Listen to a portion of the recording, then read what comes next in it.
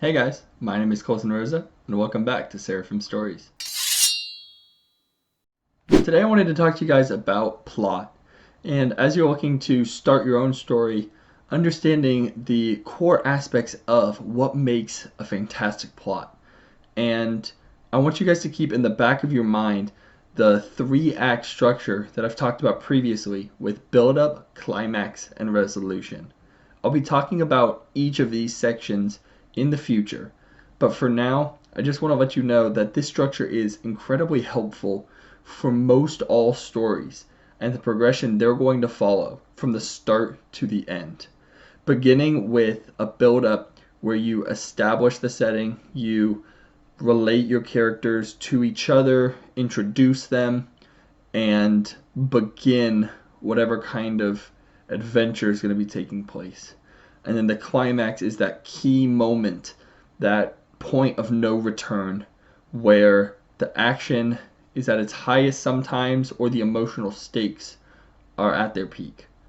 And resolution is then when the story is wrapped up and tied together nicely, and everything is concluded, and there's a sense of satisfaction at the end of it all. So before I begin to talk about specifics in plot and what you need to be considering when writing and developing your own plot, I want to go into a little bit of greater detail about something I've mentioned often, which is a plotline. Now, you guys might get tired of me talking about plotlines, and you might begin to wonder, are they even necessary? For some authors, they're not necessary. Some authors would rather have the freedom of letting the story progress as they write, and then coming back at the end and editing it from there and figuring out where it ought to be going. But for the rest of us who maybe don't have that level of talent yet, or don't want to be terrified when we start editing to try to figure out where the story should even be going, I think a plotline is necessary to give us that foundation, that baseline. Now it's something that can be constantly changed, constantly improved, and that's why my plotlines, when I have them at the start of the book, are never going to look the same as when they're at the end of the book, because I'm going to be, as I'm writing, considering my scenes, considering, did I make the right call when I first started this project, and always feeling free to change my plotline whenever I need to. So you guys should have that same freedom.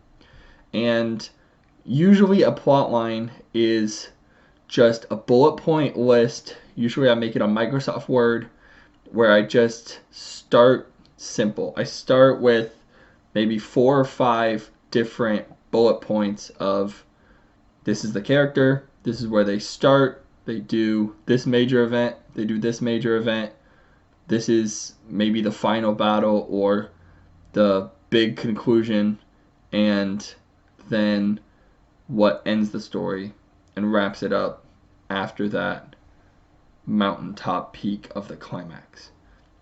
And then from there, I'll make subpoints filling in between point number 1 and point number 2. The character needs to get this type of equipment, or meet these people, or get prepared for his journey in this kind of way. You can think about it almost as someone getting ready to climb Mount Everest. How they need to spend so much time preparing and training. What type of gear do they need to have to get ready for that adventure? And then you don't want to end the story typically once they've reached that mountaintop, but you want them to decline down the mountain, meet back with their family or their fans or their friends, and feel that full sense of accomplishment, knowing that they've made it all the way through to the end. So the first thing I would mention about plot specifically is that it needs to have progression. This is what I've been talking about at the start of this video.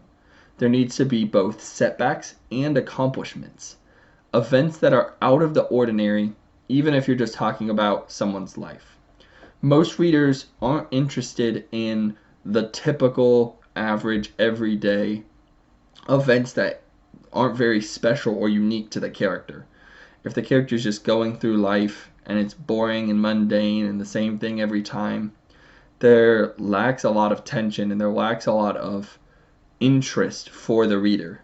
Now, if you want to play on that trope, you could maybe start a story in a very mundane, boring setting, maybe with someone like a factory worker who's just going through the grind day in, day out. But eventually the story needs to move past that. Eventually it needs to move to not necessarily always the most important moment in someone's life, but that can often be a great place to start, or at least a time in someone's life that they're never going to forget, because that means more than likely your reader isn't going to forget it either. And these setbacks and accomplishments can come in a wide variety of different ways, but you need to make sure the story doesn't end at the same point it began. Even if it's the same setting, someone returns home, there needs to be character growth that has changed so that your reader can put down the book at the end and say, wow, something really mattered that took place there. And this goes right into my next point, which is tension. If there's a threat of loss of some kind, it's going to build into the plot natural stakes and natural things your readers are rooting for, as something could be lost. Lives could be lost, cities could be lost, a certain way of life could be lost, or even your character's future or your character's emotions could be damaged. The criminal could get away free. And these are the kind of things that your reader are going to grip onto and they're going to really focus on when they're reading a story, because they want to know, are the stakes high enough? Does this really matter? And they're going to be watching to see how many of the moments, how many of the major scenes tie into that threat of loss, that tension, that problem that the characters are trying to solve. Or are too many scenes just bogged down in the details or moving so slowly that it feels like the threat has kind of been lost? I've often found myself reading a book or watching a movie where there's so many side events that it feels like even the characters have forgotten that there's a problem at all to be solved, and that kind of cheapens the problem and makes it seem like it doesn't matter very much to them. So these stakes that need to be presented don't always have to be suspenseful, though they often can be, and that's a very interesting mechanic of so many stories, is that when it's called a page turner, you don't want to put it down. It has that level of suspense. And it also has those emotional stakes that make us feel for the characters, make us feel for maybe the heroes or the villains, or even the side characters who are sometimes overlooked or forgotten about. These side details and side stories need to add to the overall narrative. They don't want to take away from the major story.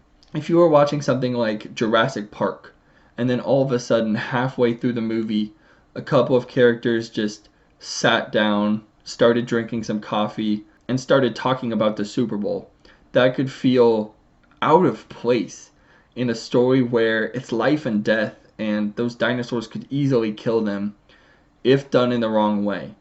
Now, there can be those moments of reprieve and of break from the intense struggles, but they need to not feel casual or not feel just kind of thrown in there randomly. They need to have moments of reflection, powerful moments of consideration. What have we just gone through? What are we about to face? What matters most to us as characters to hold on to our humanity during these most trying times? That's so much better than a random scene of just joking or humor or just losing all of that emotional stakes that have been built and you've worked so hard to build as an author. So the story also, as you're considering the plot, needs to allow for action, dialogue, and setting. Different stories are going to have different levels of action, dialogue, and setting. I know some stories that spend so much time building up the setting that it almost seems like the primary focus is to take you into this world and every aspect of it, every detail, every part of society that the author feels you need to know about. Other stories are very action focused. They're very intense and riveting, and you think of some of the great action adventure movies that you've watched, and they could all fall into that line. You think of The Matrix or Terminator or so many of these other heavy action movies, but they still need to allow for dialogue and setting, because without them, they feel a lot less developed. And some stories, maybe romances or dramas, are going to tend toward that dialogue. And the dialogue needs to be written in such a way that the character's emotions shine through, and the dialogue really drives the plot forward. So all of these need to be present to some extent. And I'm going to be talking to you guys in the future about how to use each one of these to your advantage.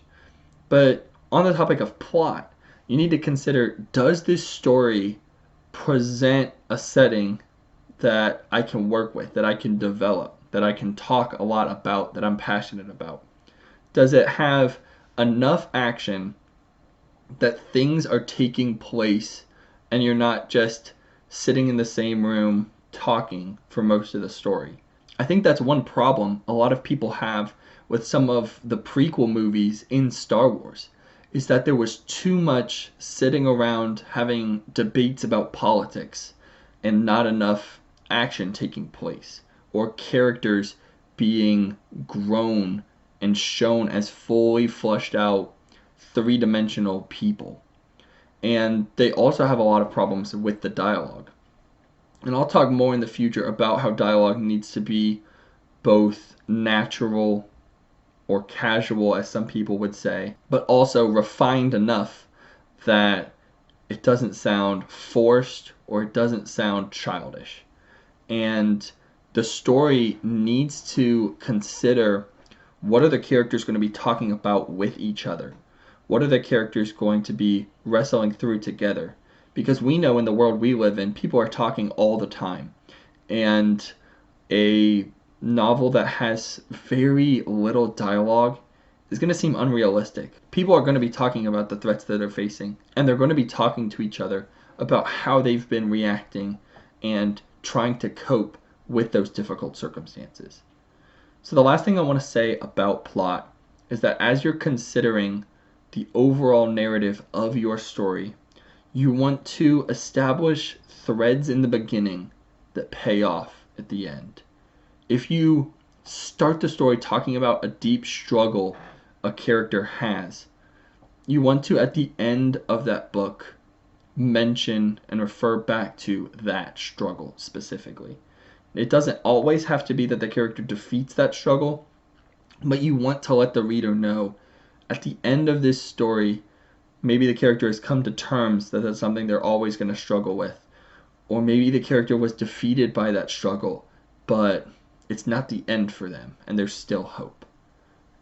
So guys, I hope that you, as you're starting to write your plot lines, and as you're considering the story that takes place, that these characters are going to have to go through, you can use some of these tips that I've shared to help you take your stories to the next level. So comment down below if you guys have any other questions about plot that maybe I can help you with. And I'd appreciate it so much if you would subscribe to this channel and maybe like this video so that you can hear more in the future, not only about plot, but about characters and setting and the way stories were always meant to be told. So I hope you guys loved the video and have a great day.